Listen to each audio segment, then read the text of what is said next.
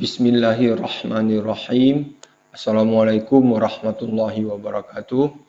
Pada video kali ini kita akan membahas prediksi soal nomor 5 sampai nomor 9 yang terkait dengan pengaruh kalor atau Ki terhadap perubahan suhu dan perubahan wujud.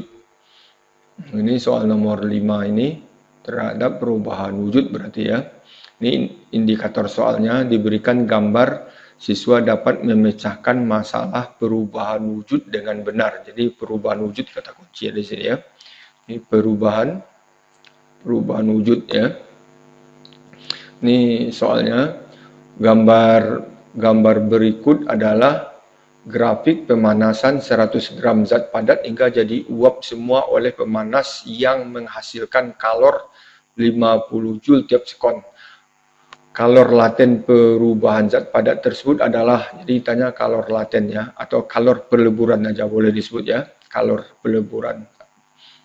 Jadi lambangnya L berarti ya ini. Jadi yang ditanya L, L-nya berapa? L untuk lebur, R lebur ya. Ini 100 gram berarti sudah diketahui masanya. Kemudian 50 Joule per sekon ini kan berarti P ya, P-nya sama dengan 50 Joule per sekon atau bisa disebut watt ya. Sementara kita tahu kan P itu sama dengan energi per waktu, energinya kalor sekarang ya, Q per T.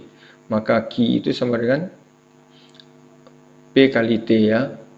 P kali T ya. P-nya itu sekarang 50 Joule per sekon. Ini 50 Joule per sekon kali T. Nah, jadi sebelum bahas soal ini kita lihat grafik ini terlebih dahulu ya. Ini grafik suhu terhadap waktu. Nah, jadi waktu ini sebetulnya menyatakan kalor. Karena pemanas ini menghasilkan kalor, menghasilkan energi 50 Joule tiap sekon. Kalau waktunya sudah ada 6 dalam menit kan bisa jadikan sekon, maka nanti dapat dicari kalor dalam beberapa waktu tertentu ya. Oke, ini kalor yang dihasilkan oleh pemanas yang diserap oleh benda untuk menaikkan suhu dan merubah wujud. Jadi ini sudah kita bahas kalau yang sering dibahas itu kan S ya. S itu suhunya wujud di bawah 0 ya, wujud yang padat itu S. Titik lebur S kan pada suhu 0. Nah, sekarang ini berarti awal ini zat padat, wujudnya padat pada suhu 10 derajat Celcius masih padat. Kemudian suhunya naik ke 50 mulai melebur. Berarti ini titik lebur ya. Nah, berarti yang ada miring ini terjadi perubahan suhu. Kalau terjadi perubahan suhu berarti kalor yang diperlukan untuk merubah suhu itu tentu sebanding dengan perubahan suhu ya. Nah, jadi Q itu M C delta T, tidak perlu dijelaskan lagi. Ini kalau terjadi perubahan suhu. Kalau ini terjadi perubahan wujud, jadi Q sama dengan ML, ya kan? Jadi ini untuk melebur, ini untuk menaikkan, melebur dari padat jadi cair. Kalau ini berubah wujud dari cair jadi gas ini ya. Oke. Karena yang ditanya sekarang adalah kalor peleburan, jadi yang melebur itu berarti dari 10 yang grafik yang datar yang pertama ya, waktunya dari 10 ke 60, berarti ini waktunya 50 ya, 50 menit, 50 menit itu kan menit jadikan sekon berarti 50 kali 60 ya, 60 sekon jadinya. Oke, ini T-nya. Oke. Maka kita bisa cari Q untuk melebur itu, yang diperlukan untuk melebur, yaitu sama dengan P kali T. P-nya itu 50 Joule per sekon, 50 Joule per sekon, kali T-nya itu 50 kali 60 sekon, sekonnya habis, berarti T-nya 50 kali 50 kali 60 Joule. Kalor ini digunakan untuk melebur, jadi Q sama dengan ML. Q itu sama dengan ML. Q-nya 50 kali 50 kali 60 Joule sama dengan masanya 100 gram jadikan kilo karena Joule itu ada kilo dalamnya. 100 kali 10 pangkat min 3 dari gram ke kilo jadi 10 pangkat min 3 ya, kilogram kali L. Maka ini 0 dengan ini 10 pangkat min 1 jadinya, maka L aja tentu sama dengan ini nolnya 1, 2, 3 berarti 10 pangkat 3. 10 pangkat 3 dibagi 10 pangkat min 1 jadi 10 pangkat 4 ya. 10 pangkat 4, 5 kali 6 30 kali 5 150 ya. Maka satuannya tentu joule per kilogram ini jadinya. Maka L-nya sama dengan 1,5 ini jadinya jadi 2 ya, 2 kali gesernya itu berarti 1,5 kali 10 pangkat 6 joule per kilogram jadinya. Jadi jawabannya 1,5 kali 10 pangkat 6 berarti jawabannya D ya. Kita lanjutkan nomor 6. Nomor 6, sebuah gelas terbuat dari besi bermassa 0,4 kg. Jika gelas dipanaskan sehingga suhunya naik 50 derajat Celcius, ternyata kalor yang diperlukan adalah 900 Joule. Kapasitas kalor tersebut adalah, berarti ini adalah masanya ya, M. Kemudian sehingga suhunya naik berarti ini delta T ya, perubahan suhu. Kemudian kalor yang diperlukan untuk merubah suhu itu adalah 900 Joule. Yang ditanya kapasitas kalor. Nah, tadi kita sudah tahu ada perubahan suhu berarti Q sama dengan MC delta T. Ada delta T-nya perubahan suhu. Nah, kalau C aja kan kalor jenis. Kalau kapasitas kalor itu kan Q, C besar. Maka Q-nya sama dengan, jadi M C besar itu sama dengan M kali C kecil ya. Ini C besar, ini yang ditanya kapasitas kalor. Jadi ini C besar yang ditanya ya. Kali delta T.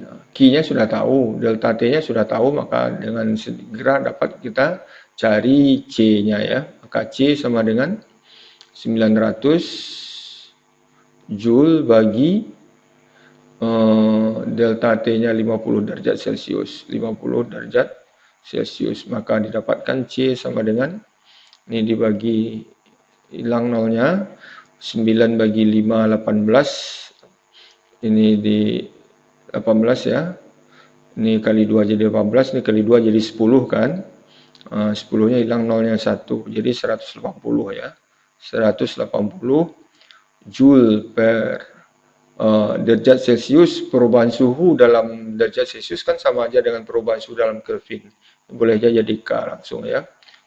Ini kalau masih ragu boleh ditanyakan di kolom komentar kenapa Celsius, derajat Celsius langsung bisa berubah jadi Kelvin ya, dikonversi langsung. Jadi jawabannya adalah B ya. Kemudian nomor 7, indikator soalnya diberikan beberapa data, siswa dapat menentukan besaran yang terkait dengan konsep azas Black dengan benar. Jadi konsep azas Black ya. Azas Black ini supaya mudah memahaminya, bagusnya kita bikin grafik ya. Kita bikin grafiknya di sini. Grafik suhu terhadap kalor aja. Tadi waktu ya. Sekarang langsung kalor aja. Sebuah gelas dari logam bermassa, ini M gelas ya, M gelas, suhunya 25 derajat Celcius. Kemudian ke dalam gelas dimasukkan 110 gram air panas yang suhunya 100 derajat Celcius. Kalau jenis air ini, jika suhu zat tercapai keseimbangan, jika suhu zat tercapai keseimbangan termal 80 derajat Celcius, maka kalor jenis logam tersebut adalah, jadi ditanya kalor jenis C logam ya. Jadi ini logam atau gelas, suhunya 25 derajat Celcius. Kemudian ini logam atau gelas ya, logam. Kemudian ada air suhunya lebih tinggi 100, ini 100 derajat Celcius. Ini suhu dalam derajat Celcius ya. kalornya tentu besar, suhunya tinggi. Kemudian dicampur sehingga tentu air akan melepaskan kalor sehingga suhunya turun, logam atau gelas suhunya akan naik. Jadi dalam hal ini serah terima kalor hanya terjadi antara gelas yang terbuat dari logam dengan air panas ya, sehingga nanti tercapai suhunya menjadi akhirnya 80. Jadi agak di atas ini ya, 80. Kira-kira di sini dia pertemuannya nanti. Begitu. Yang jelas kalor yang diterima oleh ini Q ya, ini kalor terima itu akan sama dengan kalor yang dilepaskan. Ini panjangnya sama. Q lepas. Jadi kita yang menerima berarti logam, yang melepaskan berarti air. Jadi Q terima itu logam, sama dengan Q melepaskan itu adalah air ya. Maka ini bisa Q itu kan terjadi perubahan suhu. Kalau ada perubahan suhu ya MC delta T. Ini MC delta T. Ini berarti delta T logam, M logam. Berarti ini 200. Ya, yang ditanya C, maka kalau jenis logam, jadi C logam ini ditanya C logam. Ya, delta T-nya dari 100 akhirnya jadi 80 tadi ya, ini 80. Berarti 80 ke 25 berarti 55 ya. Ini 55 sama dengan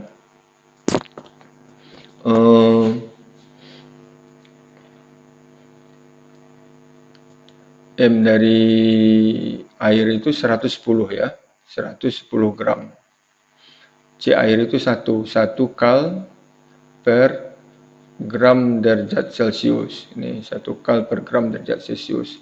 Delta T-nya dari 100 jadi 80. Berarti 20 ya. Air itu. Ini air tadi kan. Ini logam bawah. Berarti ini 20 derajat Celcius. Ini derajat Celcius. Ini gram tadi ya. Gram dengan gram habis. Derajat Celcius dengan Celcius habis. Maka C logam sama dengan ini 200 ya. 200 dengan 0 ini habis semuanya. 0 ini habis semuanya. Berarti 11 kali 2 bagi 2 kali 55 ya. Maka ini habis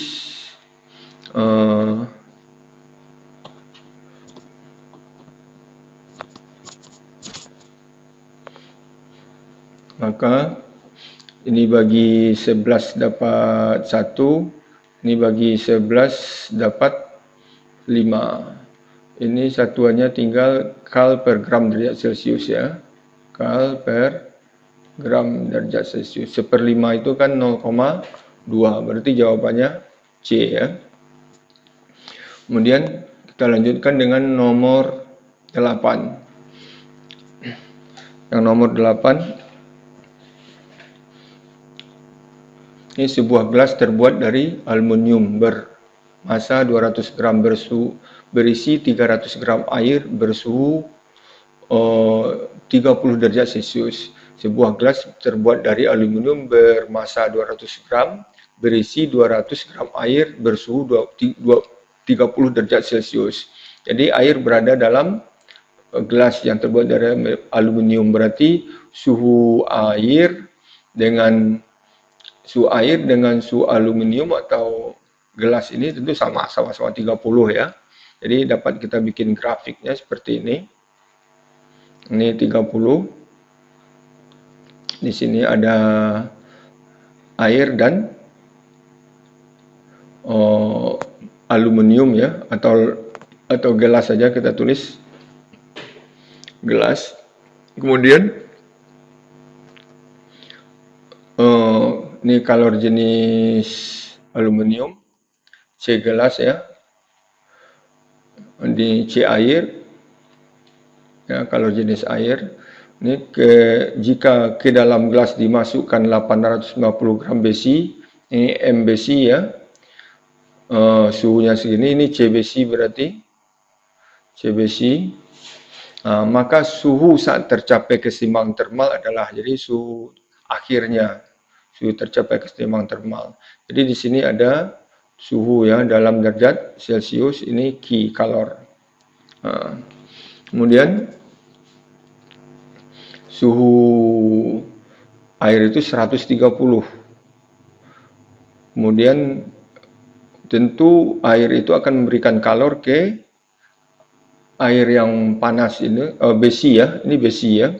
Besi ini yang suhu 130 ini akan memberikan kalor ke air dan gelas, berarti air dan gelas ini. Maka kalau kita bikinkan diagramnya nanti suhu akhirnya ini ditanya T ya. T aja kita beri nama. Maka di sini suhunya itu nanti perkirakan aja agak ke sinilah. Ini nanti akan turun suhunya, melepaskan kalor. Besi tersebut, ini besi ya, besi, ini air dan gelas, suhunya akan naik ke suhu akhir ini ya. Jadi ada dua yang menerima kalor, yaitu air dan gelas. Jadi dapat kita tulis langsung aja Ki terimanya, Ki di bawah ini aja lah, Ki air tambah Ki gelas yang menerima akan sama dengan Ki besi yang melepaskan. Ki air tentu MC delta T ya. Ini M air, C air, delta T tambah M logam, M aluminium atau gelas ya. Gelas G ya. M gelas, C gelas, delta T gelas akan sama dengan M besi, C besi, delta T besi. Terjadi perubahan suhu ya, Ki MC delta T jadinya. Kemudian M air itu 200. Satuannya tidak usah kita masukkan ya, terlalu panjang dia. C-nya C aluminium ya. C air ini. C air, M air itu 300 ya. 300. C air 1 kali delta T-nya, delta T air itu berarti dari T menjadi 30. Berarti T kurang 30 ya. T kurang 30. Tambah M gelas itu 200 ya. 200 kali C gelas itu 0,2. Ini C gelas ya, 0,2 ya. 0,2 kali delta T-nya, gelas sama air itu suhunya sama-sama 30. Akhirnya nanti sama-sama jadi T. Jadi tetap sama ya, T kurang 30 juga di sini. T kurang 30 akan sama dengan M besi. Besi itu 850. 850 C-nya 0,1 kali ya, kali 0,1. Ini 0,1 C besi ya. Kali delta T-nya. Delta T besi itu dari 130 jadi T. Jadi delta T-nya 130 kurang T ya. Kali 130 kurang T. Jadi seperti itu ya. Ini T-nya sama. Berarti ini kan kita bisa tulis 300 T dikurang ini jadi 40 ya. 300 T kurang 30 ditambah 40 T kurang 30. 300 tambah 40, 340 ya. 340 T kurang 30 itu akan sama dengan 85 ya. 85 kali 130 kurang T. Nah, kita lanjutkan aja ke sini ya pembahasannya. Ini kurang T ya. Ini bisa sama-sama kita bagi 5 ya. Ini bagi 5 jadi 17 ya. Jadi 17. Ini bagi 5 kita tulis saja 340 per 5 kali T kurang 30 sama dengan 17 kali 130 kurang T ya. Ini bisa dibagi 17 dengan 34 dapat 2 ya. Ini 2. Jadi 20 ya. 20 bagi 5 4. Jadi 4 kali T kurang 30. T kurang 30 akan sama dengan, ini 17 sudah habis tadi, akan sama dengan 130 kurang T. Jadi begitu ya. Sehingga ini jadi 4T dikurang 4 kali 3 120 ya. 120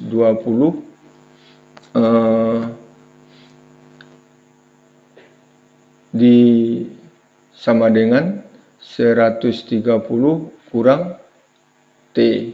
Ini jadi 5T ya. 5T sama dengan 250. Maka kita dapatkan T-nya sama dengan 250 bagi 5 ya 50 derajat Celcius. Jadi ini di sini suhunya 50 ya. T ini 50 derajat Celcius. Jadi yang 130 turun jadi 50, yang 30 naik jadi 50. Suhu air dan gelas naik jadi 50. Suhu besi turun jadi 50. Jadi jawabannya adalah D ya. Kemudian kita lanjutkan membahas soal nomor 9 ya. Nomor 9, diberikan beberapa data, siswa dapat menentukan besaran yang terkait dengan konsep azas Black dengan benar. Azas Black udah jelas ya, dari SMP kita bahas kalori yang dilepaskan sama dengan kalori yang diterima ya.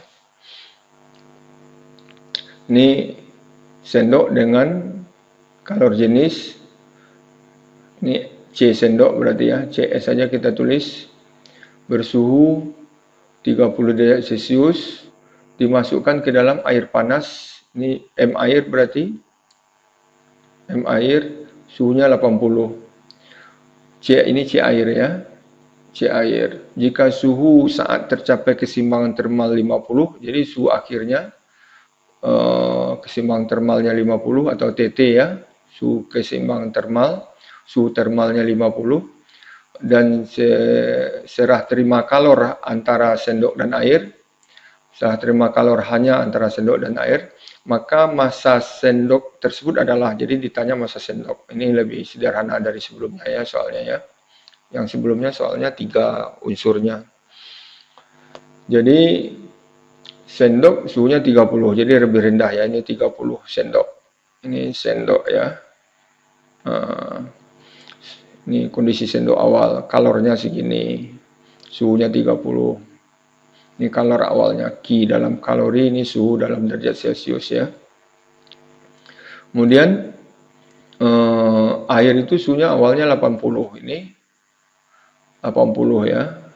Kalornya gede, ini air ini. Ini kalor awalnya. Kalor si air ya. Kemudian dicampur, dimasukkan sendok ke dalam air, maka suhu air akan turun, suhu sendok akan naik, yaitu jadi 50. Jadi kira-kirakan aja di sini ya.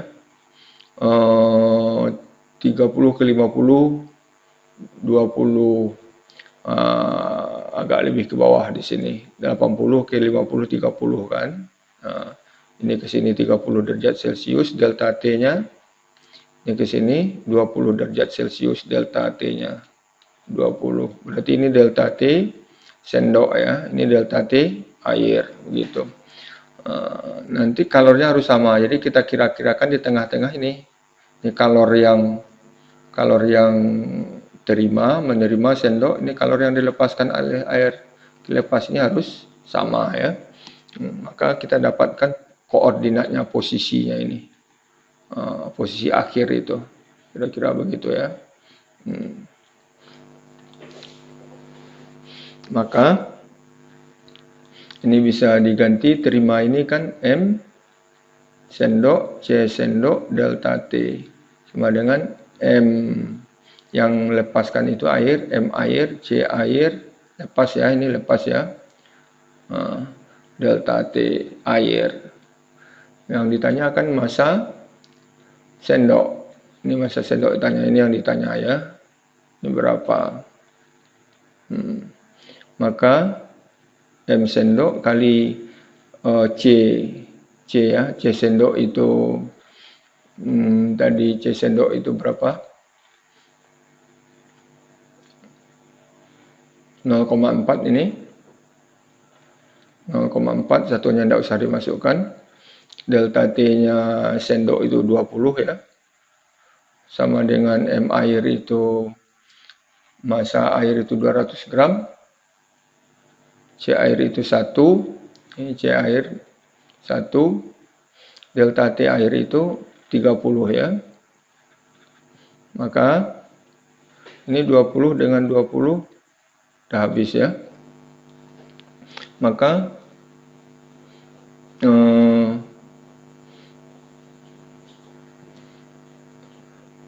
masa ini 200 ya, bukan 20. Berarti masih sisa 0, ini jadi 300 ya. 300 bagi 0,4. Jadi 3000 bagi 4. Jadi M sendok itu pindahin ke sini aja ya. Ini sendok itu 3000 bagi 4. Bagi 4. Atau sama dengan 1500 bagi 2. Atau sama dengan 750 ya gram. Maka jawabannya E, massa sendok itu. Barangkali demikian pembahasan untuk soal yang terkait dengan pengaruh kalor terhadap suhu dengan perubahan wujud zat. Untuk soal nomor 5 sampai nomor 9 tadi ya. Semoga bermanfaat. Wabillahi taufiq wal hidayah. Assalamualaikum warahmatullahi wabarakatuh.